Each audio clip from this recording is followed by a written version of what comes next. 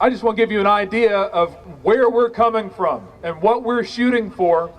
And our next speaker embodies that. And then the combination of the two especially embody what we're doing here, what we're creating here is more than a one-party thing. And it's more than just a political thing. We tried to get somebody with a really big name. We tried to get somebody that's known by one name perhaps. We couldn't get Madonna. We couldn't get Cher, but by God, we got Gatewood.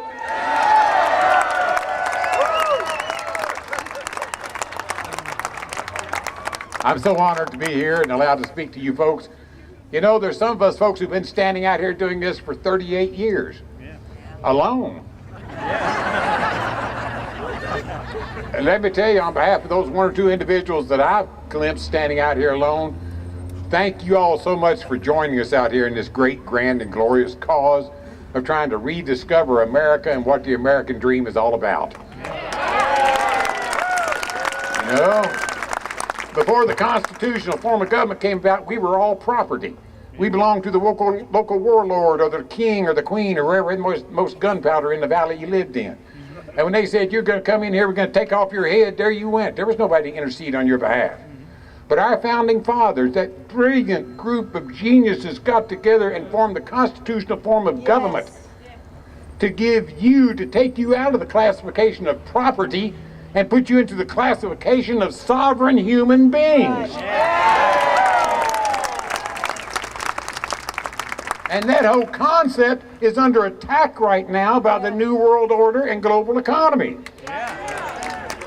A lot of what's wrong with this country today is that all parties, local and federal, have been bought off by the people that I call the petrochemical, pharmaceutical, military, industrial, transnational, corporate, fascist, elite SOBs.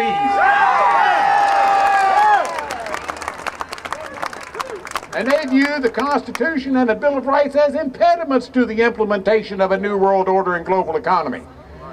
And one of the things they're going to do is they're going to flatten America because they want to make it one world, all right, but they say they can't afford to give all the rest of the citizens of this earth due process and constitutional rights and sovereignty, so they're going to erode and take away ours so we fit into their one world concept.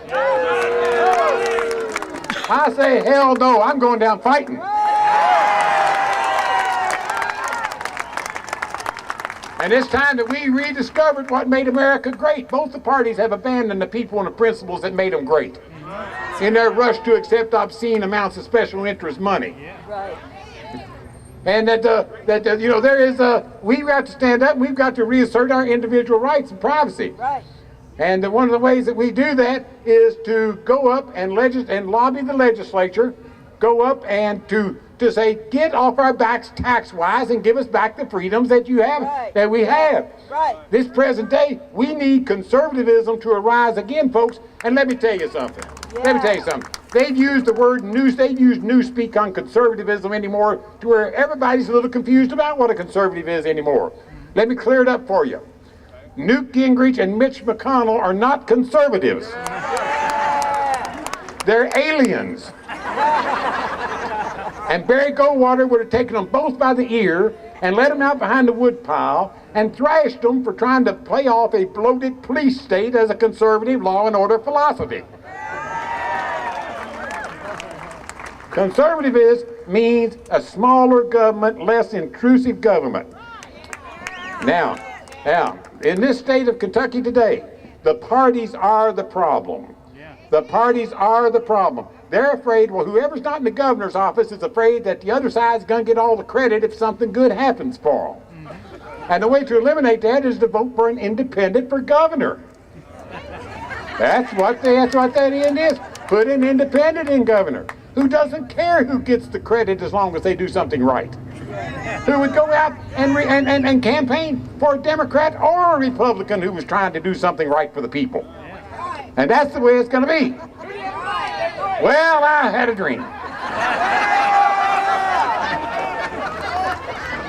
And that dream said, Galbraith said, independent's the answer. Have you run for independent before? Yes, I have. I ran as an independent for Attorney General in 2003. I went to 12 out of the 120 counties. I spent $20,000 and got 110,000 votes. Phenomenal. This time I'm going to put together $1 million to $1.5 million. And this time I'm visiting all 120 counties multitudinous times. And we're going to give folks an opportunity to vote outside that corrupt two-party system up there. Give you folks an opportunity to do it. Well, a couple more things, then I get off here and let some other folks come by.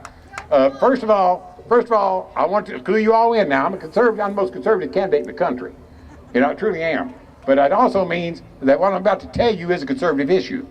Last month, President Obama legalized marijuana.